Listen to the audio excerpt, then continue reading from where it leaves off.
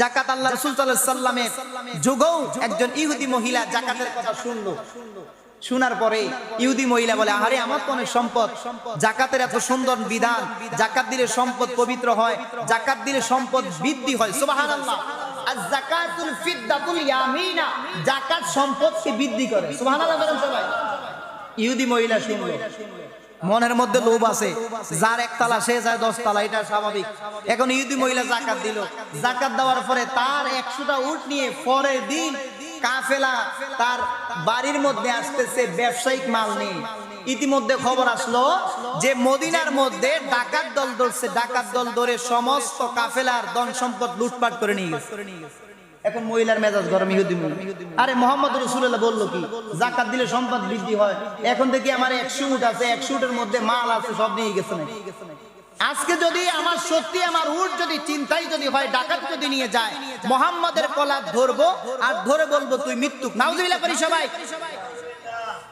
সে যখন কথাটা বলতে নাই বলতে দেখতেছে 100টা উটের কিচির মিচির তার বাড়ির পাশে। সুবহানাল্লাহ। এখন তার যেই কাফেলার যিনি সর্দার তাকে বললো, কিভাবে বলো? বলে আসলে উটের একটা বিধান আছে। কি উট? যে 100টা উট যদি একদিক দিয়ে যদি চলে, প্রথম উটটা যদি বসে যায়, বাকি 99টা বসে যাবে। যারা আরব দেশে তারা জিনিসটা জানে, বাকি 99টা কি যাবে।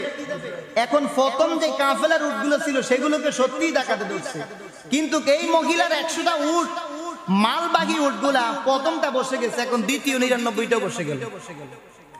এরপরে বলতেছে, আমরা পরে ডাকাত দল চলে গেল, আমরা ডাকাতের কাজ দিয়ে আসলাম, ওয়াল্লাহি আল্লাহর কসম, মুহাম্মদ আল্লাহর কসম, আমরা দেখলাম ডাকাত আমাদেরকে চোখে দেখে নাই। বাড়ির যে সুবহানাল্লাহ কইয়া। এবার মহিলা বলতেছে, আমি মুহাম্মদ রাসূলুল্লাহ সাল্লাল্লাহু আলাইহি ওয়াসাল্লাম চলে যাই, যাওয়ার পরে তার কাছে ক্ষমা চাই।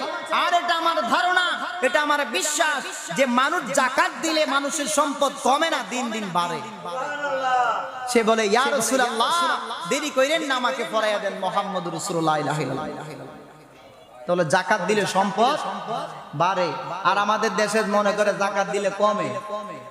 এই যে যাকাত দাওরা শুনো, মিডিয়া হচ্ছে, লাইভ হচ্ছে, তোমার সম্পদ খাবে হাসপাতাল মেডিকেল, তোমার সম্পদ খাবে কিডনি ডায়ালিসিসের মধ্যে, তোমার সম্পদ খাবে হারাম লোকে মামলা মোকদ্দমায়। দেখো, কারণ গরিবের সম্পদ তুমি খায়া কখনো স্বাদ গ্রহণ করতে পারবা না।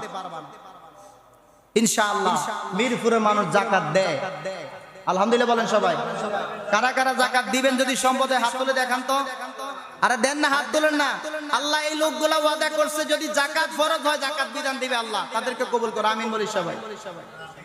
এই যাকাতটা দিবেন, সম্পদ পবিত্র হবে।